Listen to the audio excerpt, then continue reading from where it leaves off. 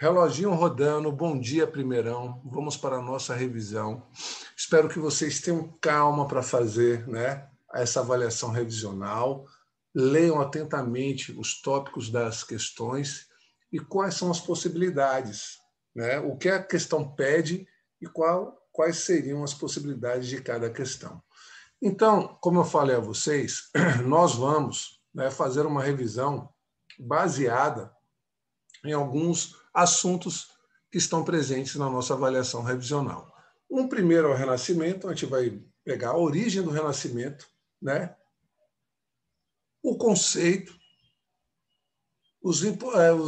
quem foram os renascentistas, os mais importantes, o que foi o humanismo, quem eram os mecenas,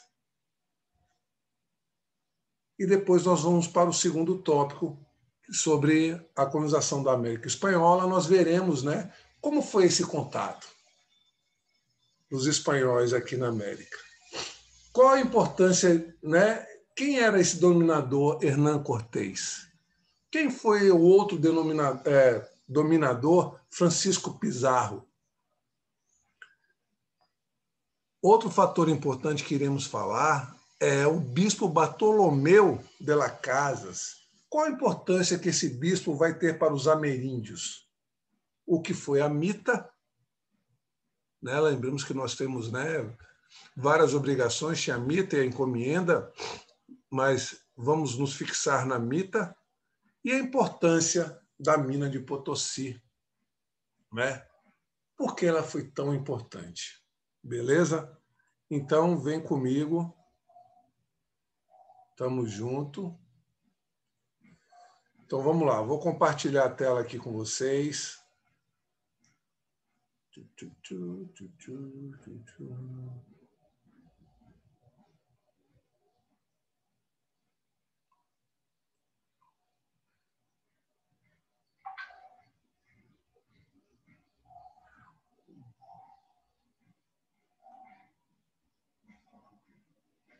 Vamos lá. Então, começando com o Renascimento. Então, vamos começar com o Renascimento. Tela compartilhada, beleza? Estão vendo? Todos estão vendo? Se estiverem vendo, bota um joinha aí. Sim. Pois bem, então, chamamos de Renascimento, ou Renascença. Ou seja, vai renascer um novo homem, uma renovação cultural, que teve início na Península Itálica, na botinha que eu vou mostrar daqui a pouco. Então, é ali, é ali na Itália, nas cidades italianas, a partir do século XIV. Teve como influência a cultura greco-romana, Grécia e Roma, e esse movimento influenciou as artes, a literatura, a ciência, a filosofia, difundindo várias regiões da Europa. Então, circula Renascimento, artes e ciência. Circula aí no caderno, bota Renascimento. Aonde? Na Itália, na Península Itálica, que é essa aqui, ó. Tá vendo aqui a botinha, ó? Ó a botinha, no norte da Itália. Quais eram as cidades aqui no norte? Temos Gênova, Veneza, Florença e Bolonha. Então, vejam, foi aqui que originou o Renascimento. Na Itália. Iniciou aí, nenhum outro canto do mundo. Foi aqui na Itália, na Península, aqui onde tem a botinha, tá vendo o salto da bota, o bico da bota, ela chutando aqui a Sicília, ó a bota aqui chutando. Então, vejam, o Renascimento, ele tem origem na Itália, ou melhor dizendo, no norte da Itália, da Península Itálica, que é tudo isso aqui, a Península Itálica, Então, vejam só, nas cidades de Gênova, Veneza, Florença e Bolonha. Então, quando eu penso em Renascimento, eu penso na junção da arte e da ciência, beleza? Então, vejam só, eu não posso esquecer, como eu falei assim, renasce um novo homem, Então, vejam só. Bom, Renascimento igual individualismo, racionalismo, uso da razão e humanismo. Aqui eu vou dar alguns tópicos para vocês. Vejam comigo. O Renascimento se caracterizou pelo individualismo, pelo racionalismo e pelo humanismo. Gente, o individualismo é de cada pessoa. Manu tem um dom de cantar. João Eugênio tem um outro dom. Eu tenho um outro dom. Então, cada um é individual, certo? e vamos usar a razão, o raciocínio, né? E pelo humanismo também, porque, né? Vocês verão comigo daqui a pouco. O individualismo valoriza a capacidade do ser humano de ser criativo e descobrir o seu talento. Concorda comigo? O racionalismo enfatiza a razão como principal instrumento de compreender o universo e a natureza, o seu raciocínio, ó, pensar, usar a razão. E o humanismo, ou seja, por sua vez, coloca o ser humano como centro das atenções, né? Indagações dos pensadores, considerando-se obra suprema de Deus. Então, vejam, a partir do Renascimento, o homem é o centro do universo. Beleza? Então, o homem, porque antigamente, vocês verão que era Deus o centro do universo, era o teocentrismo. O teo é Deus, Deus era o centro do universo, mas agora não, é o antropocentrismo, o homem é o centro do universo. Não posso esquecer o individualismo, o racionalismo e o humanismo. Beleza? Pois bem, se tiver dúvida, levanta a mão aí. Analise comigo. Humanismo, usar a razão, o conhecimento, não é isso? Teocentrismo, Deus, o centro do universo. Antropocentrismo, o homem é o centro. Olha a mudança, antes era Deus e agora é o homem o centro do universo. O movimento cultural que fez renascer culturas, escritores, pintores e a ciência. Então vejam, a arte e a ciência sempre juntas agora. Beleza? No Renascimento. Alguma dúvida? Olha lá.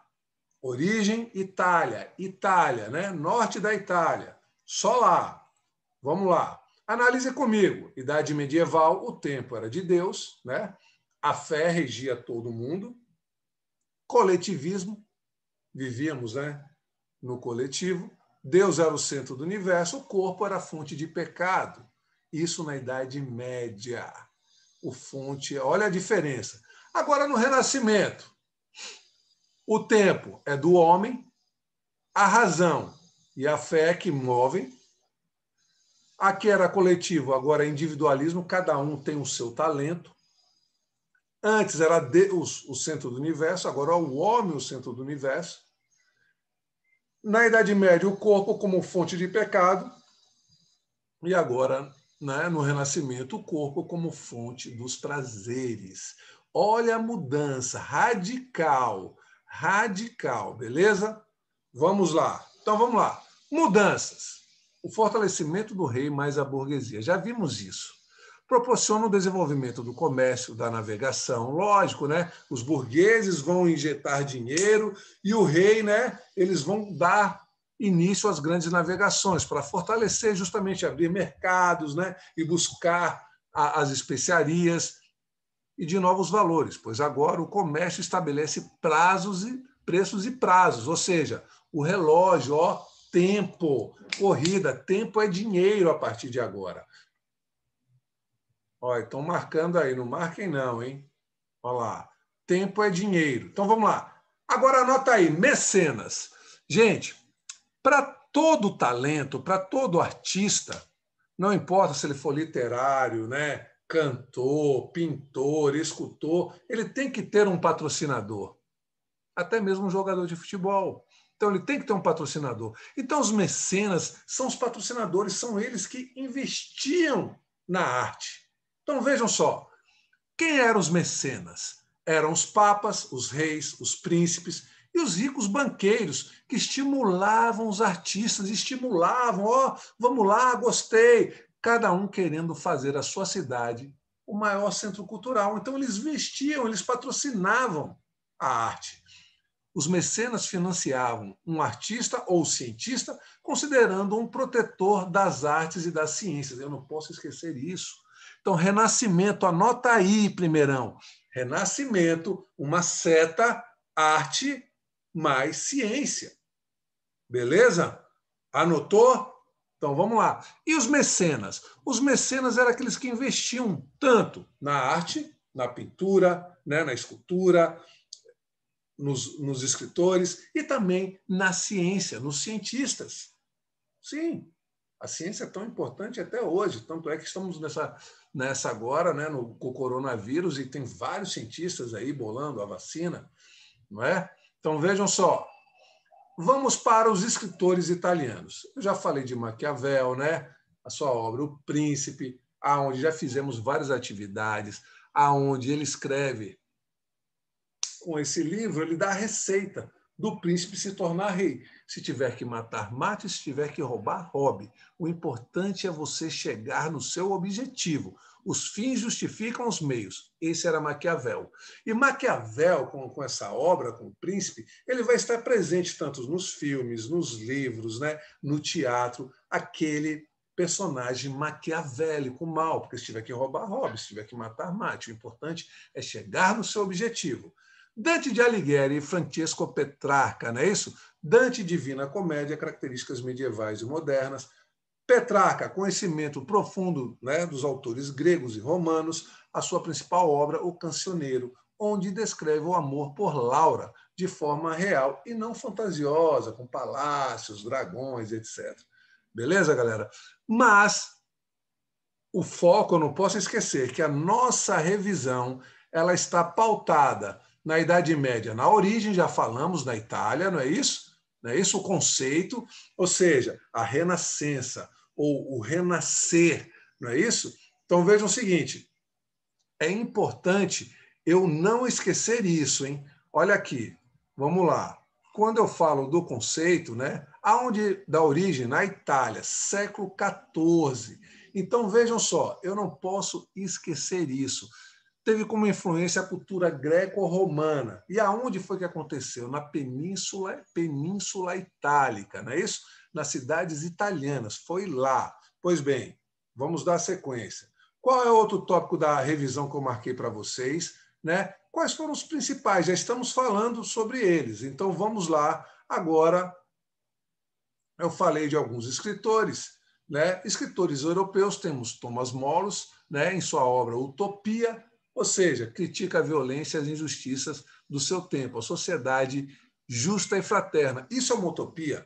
A nossa sociedade ela não é justa e muito menos fraterna. Sabemos muito bem disso, não é isso? Porque tanto que é que às vezes o que mais é visível aqui são as crueldades, acidentes e etc, né? Notícias ruins que o povo, então não tem nada de fraterno. Beleza? Luís de Camões, em sua obra Os Lusíadas, poema em homenagem ao povo português, né? A Vasco da Gama, né? Que vai, faz o périplo africano e chega lá nas Índias e traz as especiarias, né? Muito bem. Então, aqui, Luís de Camões, em sua obra Os Lusíadas. Miguel de Cervantes, aí vocês já viram, né? Que é Dom Quixote, né? Que tem ele, Sancho Panza. Pois bem, em sua obra Dom Quixote, um nobre sonhador que quer reviver a glória dos cavalheiros medievais e seu escudeiro Sancho Panza. Então, aquela viagem, né, de Dom Quixote, aonde ele vê, né, gigantes, eram moinhos e etc., né, toda uma história meio assim fantasiosa. E William Shakespeare, né? Oh, Shakespeare. As obras Romeu e Julieta, Hamlet, né, criou a tragédia, e a comédia Um Sonho de Verão. Então, quando falamos, né, tanto é que Romeu e Julieta, né, é amor também e uma tragédia, que no final eles morrem. Né? Então, vejam aqui, eu falei de alguns escritores. Agora, o importante são os pintores. Tem Giotto, Sandro Botticelli, Leonardo da Vinci e Rafael Sanzio, Michelangelo Bonarotti. Então, seja, tá aqui os mais importantes, né?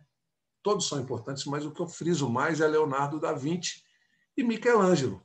Pois bem, o que é que eles utilizavam? Um realismo. Dar à figura, né, tanto de paisagem ou a figura humana, mais real possível, usando o estudo da matemática, da anatomia e do desenho.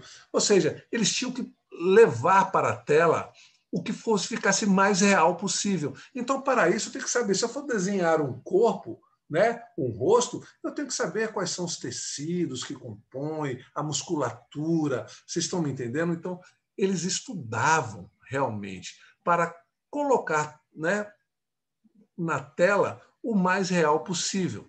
A perspectiva era outra técnica, ou seja, aquela perspectiva de fundo, de amplitude, técnica que permite transmitir a sensação de profundidade, tridimensionais. Então, veja, e tem um autorretrato, que é uma iniciativa do artista de se pintar. Então, ele fazia o seu próprio retrato. Então, agora vamos ver, daqui a pouco, algumas obras.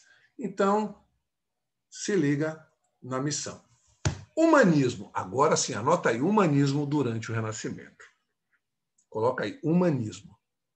Bom, o humanismo colocou o homem como centro de todas as preocupações, dando uma nova importância nos direitos individuais, como o conhecimento do homem, do seu corpo, da sua história, ideias e emoções. Então, uma coisa bem individual, concordam comigo? Importante lembrar que os humanistas foram intelectuais que, desde o século XIV, procuravam valorizar a cultura clássica, grega e romana, greco-romana. Beleza?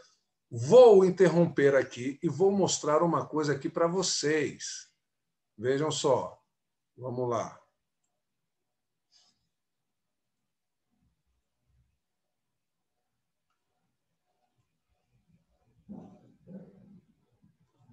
Por enquanto está tudo beleza? Tudo certo. Então vamos lá.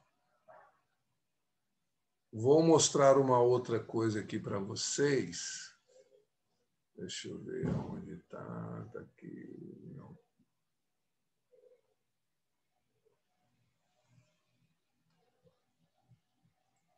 Ah, eu tenho que abrir. Só um momentinho.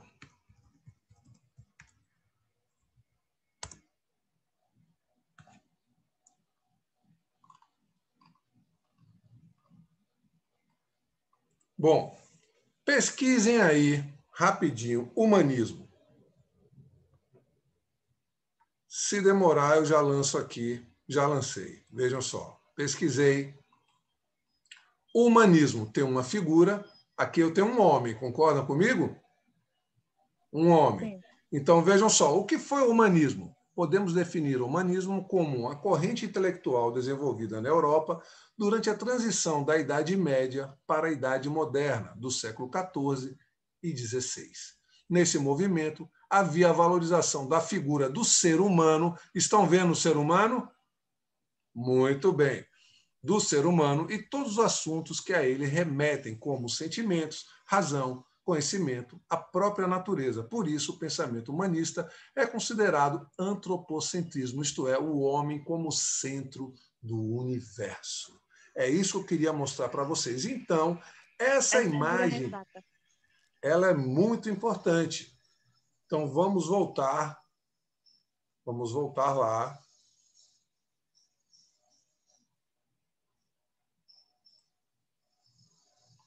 Bom, outra coisa que foi importante para desenvolver e acelerar todas essas ideias foi a prensa. A prensa. Ou seja, através da prensa, que antigamente era tudo manuscrito, né? Ia fazendo página por página do livro, manuscrito, agora com a prensa não.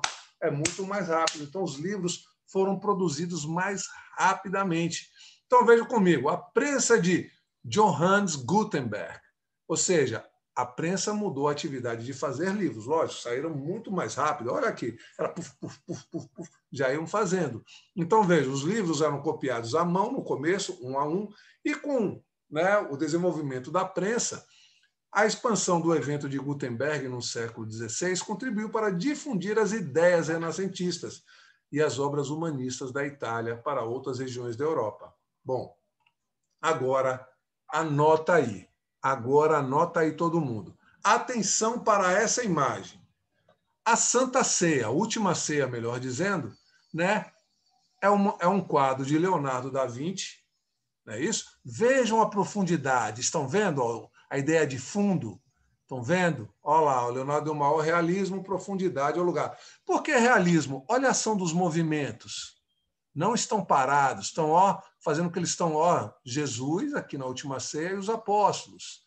Estão vendo? Então, dá profundidade e uma ação de movimento. Então, a última ceia é uma obra de Leonardo da Vinci, beleza?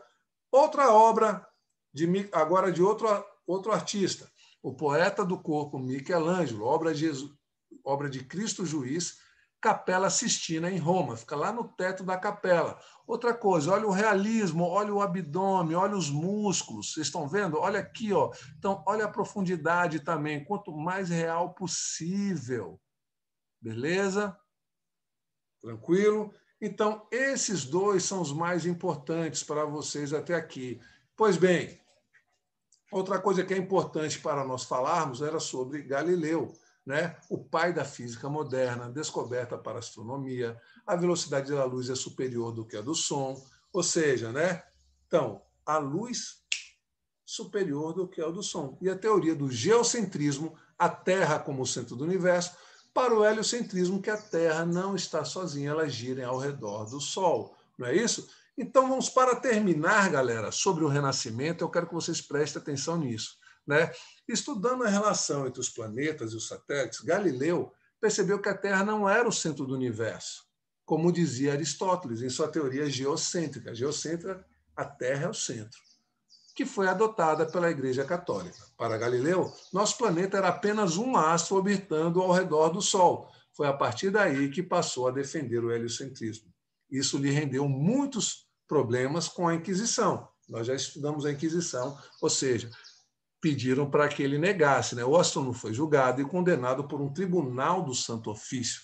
Foi obrigado a negar as suas descobertas, ficou em prisão domiciliar próximo a Florença e morreu doente em 1642, século XVII. Pois bem, agora, para fechar essa questão, vejam, é importante saber Copérnico e Galileu.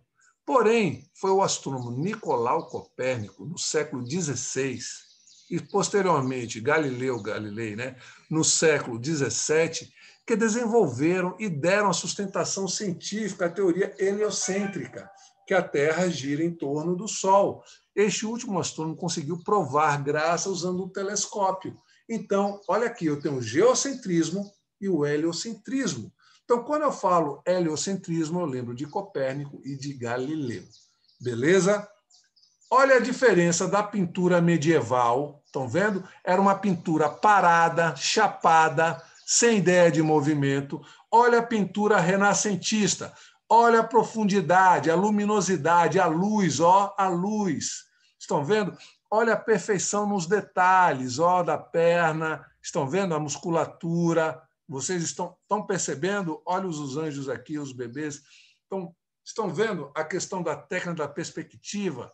A realidade com cores vivas, a luminosidade, que já não está presente na pintura medieval. Alguma dúvida? Alguma dúvida, galera? Não. Então, me diga uma coisa. O Renascimento... Fala. Não sei que era para copiar esse daí. Não, o que era para copiar, eu falei para vocês. Então, o Renascimento nasceu aonde? O Renascimento nasceu na Itália, na cidade de Geneva, Veneza, Florença e Bolonha. Gênova. Gênova. E se caracterizou em cultura, arte, ciência no século XIV. Então, circula aí, arte e ciência, hein? Arte e ciência, beleza? Eu vi na cultura. Então, circula aí, arte e ciência. Ciência, tá bom. Vamos lá.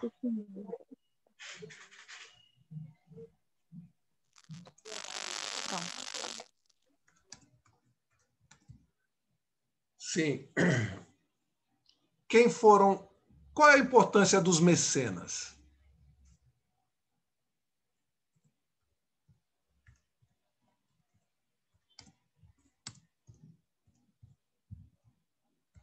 Qual era a importância dos mecenas? Alguém poderia me dizer?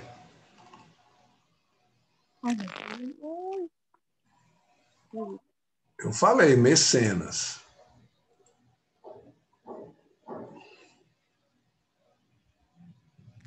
Eu copiei só primeiro. Então, mecenas eram aquelas pessoas que investiam na arte e na ciência. Eram os patrocinadores. Outra coisa... Colocou? Coloquei que eram papas, reis, príncipes e os ricos banqueiros, branqueiros. Isso aí, isso aí. Outra coisa importante. Quando eu falo sobre o antropocentrismo, como o homem, eu não posso esquecer de uma obra de Leonardo da Vinci também, não. O Homem Vitruviano. Então, seja, pesquisem essa. Olha aqui, ó, estão vendo? O homem como centro. Estão vendo? Ela é uma obra de Leonardo da Vinci também. Ó. Beleza? Então, não posso esquecer da Última Ceia e o Homem Vitruviano. Mas, Beleza? André, Olha aqui a escultura aqui também, ó, como centro. Tranquilo? Então, vamos... tipo assim, vai falar sobre a obra dele ou vai, na prova vai estar, tipo assim, uma pessoa Aí eu não falando? sei te dizer. Aí é bom você compreender como ele foi um grande artista desse período, né? E quais são as principais? Eu mostrei, né, a Última Ceia e mostrei agora o Homem Vitruviano. E quando eu falei de Michelangelo, eu mostrei outra obra dele. Então, assim, o importante é você ter isso na mente. Agora vamos para o segundo e último assunto, a revisão, que é a colonização da América Espanhola. Voltando aqui na nossa aula, o que é que eu botei até aqui na nossa página, né? Está aqui, ó, se vocês forem lá na aula, está aqui. Ó. Olha o que, é que eu vou buscar. Então é o seguinte, só revisando aqui, Renascimento, já vimos a origem, o conceito, o que foi o humanismo, a origem, né? O conceito também de humanismo, ou seja, cada um tem um seu dom, né, individual, o seu talento. Os principais artistas nós vimos e os mecenas também nós vimos. Agora veremos o seguinte, a colonização da América Espanhola. Né? Ou seja,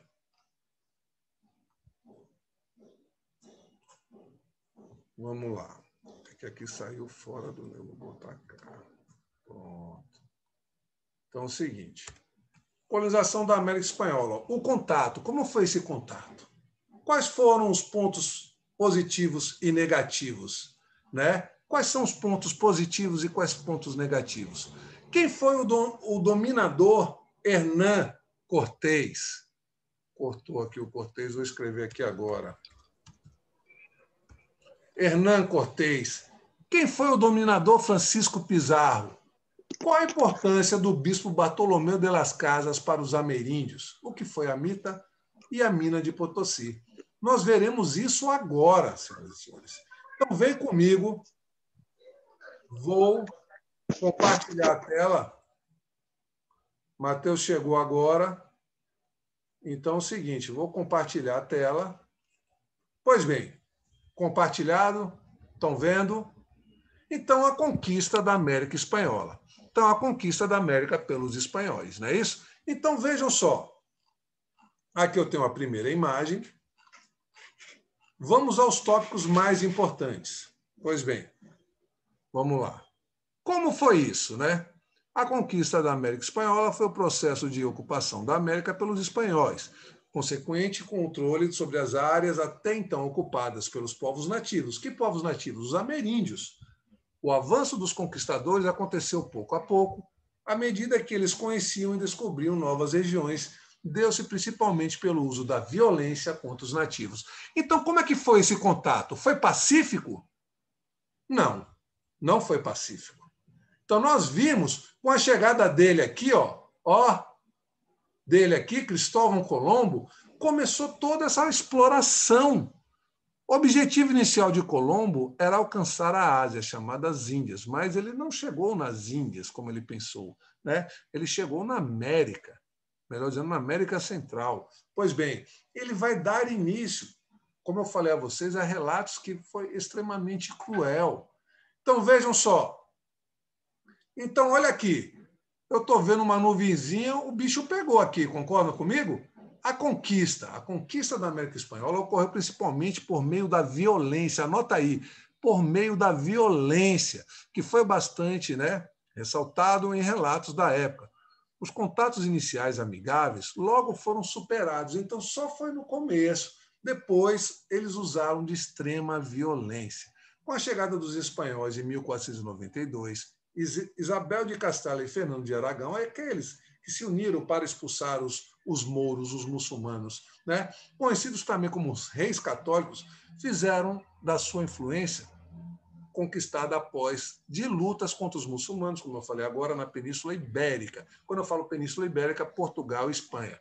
Com a Igreja Católica, assim surgiu o Tratado de Tordesilhas, em 1494. O aval da Igreja Católica durante o século XV era extremamente importante porque as decisões decretadas pelo Papa estavam acima das decisões dos reis. Pois bem, então já vimos que o contato não foi amigável, foi de extrema violência, aonde eles vão tomar e exterminar com a população indígena do local. Pode isso, produção? Nas terras que foram consideradas espanholas pela Igreja, estavam duas grandes civilizações, astecas e incas. Nós vamos logo falar astecas e o dominador, e incas e o seu dominador. Essas civilizações eram conhecidas pelo avanço do estilo de vida. Então, quando os europeus chegaram lá, eles ficaram assim, ó, meu Deus do céu, eles ficaram boquiabertos, como já tinham, né, esculturas e já tinha alguns avanços nessas civilizações. Então, eles ficaram abismados com essas civilizações, né? E aí eles quiseram começar a descobrir se tinha prata, ouro, minério, né? Aonde estava a riqueza dali para dominá-los. Pois bem, a servidão. Então, anota aí. Servidão, bota mita, M-I-T-A. Serviço obrigatório, ganhando baixos salários. Era obrigatório, viu? Servidão, ó, servidão. Serviço obrigatório, onde pegavam os índios, os ameríndios, que eram os índios americanos, e obrigavam a eles a trabalhar para ganhar baixíssimos salários, ó, baixíssimos salários. Para trabalhar onde? Nas fazendas e nas minas. Beleza? A mita. Beleza? Vamos nós. Causas das conquistas, já falamos, né? Os europeus traziam doenças com eles, os índios não eram vacinados, a superioridade de armas e as alianças que os espanhóis faziam com as tribos rivais. Ou seja, né? Se eu estou ali com os astecas, eu falava, oh, vocês vão deixar os astecas ficarem dominando vocês? Então faziam alianças para derrubar os astecas. Então eram os 3 pontos que eles mais utilizavam. Às vezes, uma que eles não sabiam, que traziam consigo, que eram as doenças, a outras eles sabiam, que eram as armas, né? Tanto, né, lanças, espadas, facas, armas de fogo e as alianças que eles faziam com as tribos rivais. Agora é importante anotar isso aqui. Atenção, galera, vai mudar o slide. Eu quero que vocês anotem isso aqui. Aqui já vimos. Vamos para o outro. Bom, a violência. Eram extremamente violentos. Então, isso é muito importante. Olha aqui. Nos primeiros anos, a colonização espanhola aconteceu pelas ilhas do Caribe, com a implantação de cidades, da mineração do ouro de aluvião. Rapidamente, né, as populações nativas do Caribe foram quase completamente dizimadas, quer dizer, exterminadas, ou seja, mortas, como nos diz o relato. Então, vejam cá, sobre esses cordeiros tão dóceis, os nativos, tão qualificados e dotados pelo seu Criador, como se disse os espanhóis, se arremessaram no mesmo instante com leões e tigres cruéis, ou seja, há muito tempo esfaimados de 40 anos para cá. E ainda hoje em dia, outra coisa não fazem ali senão despedaçar, matar, afligir, atormentar, destruir esse povo. Então, vejam, esse relato diz a crueldade dos espanhóis com os ameríndios. É porque está em espanhol, né? Algumas palavras. Então, vejam só. Agora, aqui tem uma imagem onde eles amarravam os ameríndios num tronco e depois punham fogo, churrasco, né? Então, vejam só. E quem é um cara importante? É ele aqui, ó, o bispo Frei Bartolomeu de las Casas. Então, esse nome é importante porque ele vai defender os ameríndios. Então, vejam só. Em várias partes da América, entretanto, houve resistência dos nativos, que lutaram para sobreviver. Outros, em contrapartidas, optaram por fugir. Além disso, muitos espanhóis tentaram defender os nativos, denunciando a violência. Então, foi ele que denunciou. Ó, ele denunciou quem? Bartolomeu de Las Casas. Ó, anota aí, anota aí. Então, veja, o bispo, né, Frei Bartolomeu de Las Casas foi o maior nome na defesa dos índios contra a violência espanhola. Mesmo assim, a mortalidade foi gigantesca. Por mais que ele relatou, falou, né, ainda continuaram a matar. Mas imagine se ele não falasse. Beleza? 80% da população nativa original tenha morrido durante o século da conquista. Então, extrema crueldade. Vamos lá. A conquista dos astecas. Então, me diga uma coisa. Quando eu falo em astecas, eu não posso esquecer de Montezuma. Olha aqui, ó.